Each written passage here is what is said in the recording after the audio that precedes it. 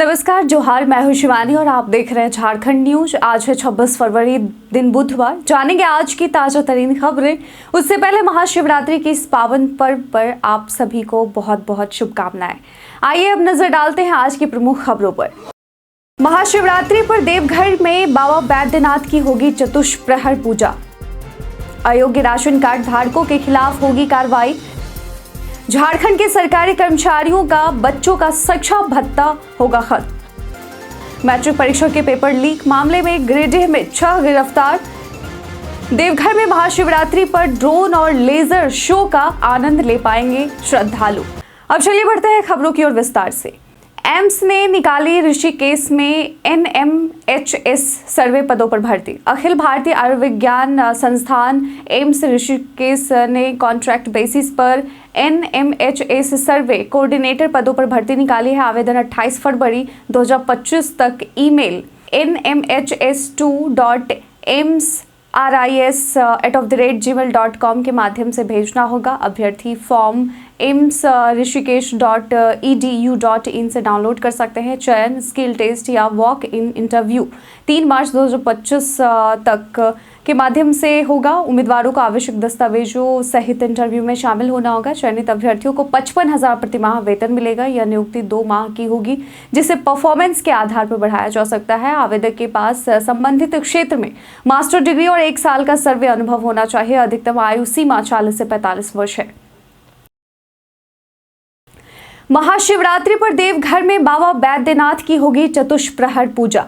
महाशिवरात्रि के दिन यानी आज देवघर में बाबा बैद्यनाथ की चतुष्प्रहर पूजा होगी, जिसमें बाबा भोलेनाथ को दूल्हा बनाकर उनकी शादी का आयोजन किया जाएगा। इस दौरान पारंपरिक बारात निकाली जाएगी, जिसमें ढोल नगाड़ों की थाप पर लोग नाचेंगे। पूजा में बाबा को दूध, दही, शहद आदि अर्पित कर उन्हें सजाया जाएगा। फिर विग्रह पर माता को सिंदूर अर्पित किया जाएगा। जलार्पण सुबह 4 बजे से शुरू है और पूजा रात 9:30 बजे तक चलेगी। इससे पहले बाबा नगरी देवघर पूरी तरह से सज धज कर तैयार है। तरह तरह की लाइटों और आकृतियों से सजावट इस तरह की गई है कि इन दिनों देवघर में रात का अंधेरा ही नहीं छा रहा।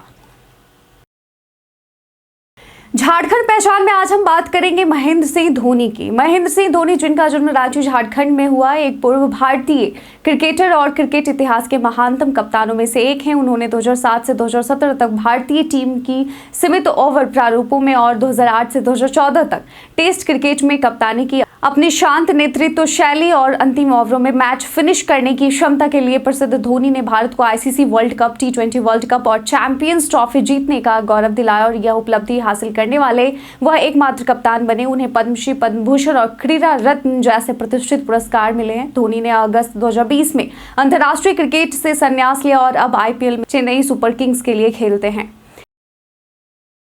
प्रदेश के मौसम में आज हो सकता है परिवर्तन। झारखंड में अब गर्मी का प्रभाव बढ़ेगा। मौसम विभाग के अनुसार अगले 2 दिनों में राज्य के हर हिस्से में न्यूनतम तापमान में 2 से 3 डिग्री सेल्सियस की वृद्धि हो सकती है। पिछले 24 घंटे में चतरा में 10.4 डिग्री सेल्सियस तापमान के साथ सबसे ठंड रहा। आज 26 फरवरी को मौसम शुष्क रहेगा। 27 फरवरी को कुछ हिस्सों में आंशिक बादल आ सकते हैं, जबकि 28 फरवरी को आंशिक बादल रहेंगे और मौसम शुष्क रहेगा। पेपर लीक मामले में गिरिडीह में 6 गिरफ्तार। झारखंड एकेडमिक काउंसिल JAC की मैट्रिक परीक्षा के हिंदी और विज्ञान पेपर लीक मामले में कोडरमा पुलिस ने गिरिडीह के बरगंडा में छापेमारी की। इस दौरान 6 लोगों को गिरफ्तार किया गया, जिनसे पूछताछ की जा रही है। कोडरमा SDPO अनिल कुमार सिंह की अगुवाई में यह कार्रवाई की गई। वायरल पेपर के बाद जैक ने परीक्षा रद्द कर दी थी। जांच में आरोप है कि कुछ लोग लीक में शामिल थे और उगाही भी की गई हो सकती है। महाशिवरात्रि पर आज निकलेगी भव्य शिव बारात। आज महाशिवरात्रि पर पहली बार झारखंड सरकार द्वारा भव्य शिव बारात निकाली जाएगी, जिसे पर्यटन विभाग द्वारा आयोजित किया जा रहा है। उपायुक्त विशाल सागर और शिवरात्रि महोत्सव समिति के अध्यक्ष अभिषेक झा ने रूट लाइन की जांच की है। सुरक्षा के लिए दंडाधिकारी, पुलिस और 100 अतिरिक्त CCTV कैमरे लगाए गए हैं। ड्रोन और लेजर शो के जरिए शिव बारात और बाबा मंदिर का इतिहास प्रदर्शित किया जाएगा। श्रद्धालु चंदन नगर की लाइटिंग और विभिन्न देवी देवताओं, ऋषि मुनियों, ब्रांड हाथी, घोड़े, ऊंट का आनंद लेंगे। प्रशासन और पुलिस ने सुरक्षा सुनिश्चित की है। अब PF का पैसा आसानी से निकाल सकेंगे एनपीसीआई से चल रही बात। ईपीएफओ कर्मचारी भविष्य निधि संगठन जल्द ही पीएफ निकासी को यूपीआई के जरिए और भी आसान बनाने की योजना बना रहा है। इसके तहत कर्मचारी भविष्य निधि का पैसा सीधे यूपीआई प्लेटफॉर्म जैसे जीपे, फोन पे और पेटीएम से निकाला जा सकेगा और यह सुविधा national payments corporation of India NPCI के साथ सहयोग में विकसित की जा रही है, जिससे ट्रांसफर की प्रक्रिया तेज और सरल होगी। इस पहल का मुख्य उद्देश्य ग्राहकों को त्वरित और सुविधाजनक पीएफ निकासी की सुविधा प्रदान करना है और खासकर आपात स्थिति में। अयोग्य राशन कार्ड धारकों के खिलाफ कार्रवाई। रांची जिला आपूर्ति कार्यालय ने अयोग्य राशन कार्ड धारकों को 1 महीने के अंदर अपना कार्ड सरेंडर करने का आदेश दिया है। ऐसा नहीं करने पर अप्रैल से जांच टीम द्वारा घर घर जाकर जांच की जाएगी और अयोग्य पाए जाने पर राशन की कीमत 12% ब्याज के साथ वसूली जाएगी। अगर तय समय पर राशि जमा नहीं की गई तो एफआईआर भी दर्ज कराई जाएगी। अयोग्य लाभार्थियों पर कार्रवाई के लिए धावा दल का गठन किया गया है।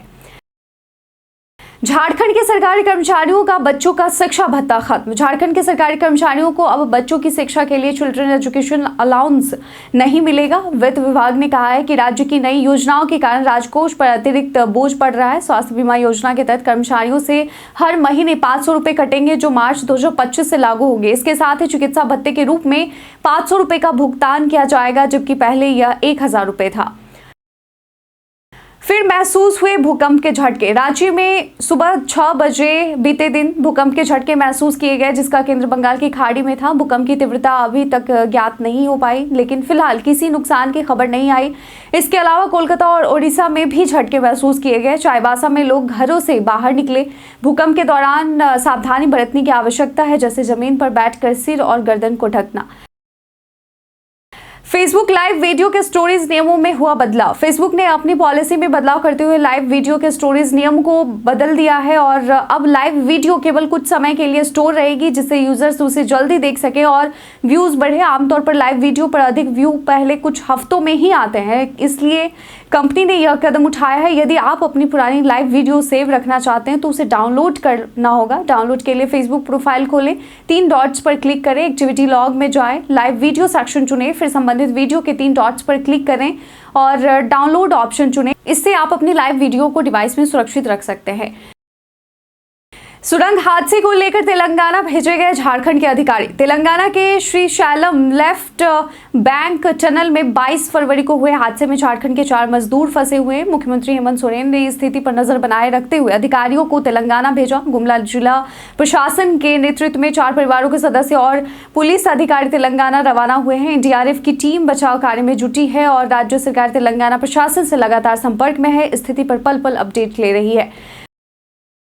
झारखंड विधानसभा में विपक्ष का हंगामा। झारखंड विधानसभा के बजट सत्र के दौरान सोमवार को विपक्षी पार्टी बीजेपी ने राज्यपाल संतोष गंगवार के अभिभाषण पर जोरदार हंगामा किया। वहीं गंगवार ने कहा कि झामुमो गठबंधन को मिला भारी जनादेश जनता के विश्वास को दर्शाता है। उन्होंने सरकार की नीतियों, भ्रष्टाचार विरोधी कदमों और कल्याणकारी योजनाओं का उल्लेख किया। बीजेपी ने इसे झूठ का पुलिंदा करार देते हुए सरकार की विफलता पर सवाल उठाए। विधानसभा अध्यक्ष ने विपक्ष को कार्यवाही में बाधा डालने से चेतावनी दी।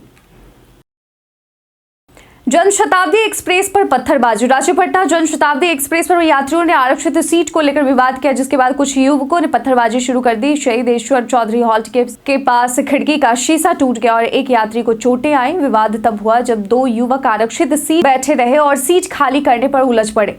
ट्रेन में तोड़फोड़ के बाद पीड़ित यात्री ने रेलवे हेल्पलाइन पर कॉल किया, लेकिन कोई रिसीव नहीं किया। जांच जारी है। झारखंड पर्यटन में आज हम आपको लेकर चलेंगे देवघर। देवघर झारखंड राज्य का एक प्रमुख धार्मिक और पर्यटन स्थल है, जिसे बैद्यनाथ धाम और बाबा धाम के नाम से भी जाना जाता है। यह बाबा बैद्यनाथ के ज्योतिर्लिंग और 51 शक्तिपीठों में से एक है। देवघर का प्रमुख आकर्षण श्रावणी मेला है, जिसमें लाखों श्रद्धालु पवित्र गंगा जल लेकर मंदिर में अर्पित करने आते हैं और इसके साथ ही महाशिवरात्रि पर भी लोग दूर दूर से यहाँ पहुँचते हैं। और यह नगर पर्वतीय क्षेत्र में स्थित है और कृषि योग्य भूमि से समृद्ध है। देवघर का मुख्य रेलवे स्टेशन बैद्यनाथ धाम है और यह दिल्ली हावड़ा मेन लाइन पर स्थित जो सिटी स्टेशन से 7 किलोमीटर दूर है। महाशिवरात्रि पर भी यहाँ भारी भीड़ देखी जाती है।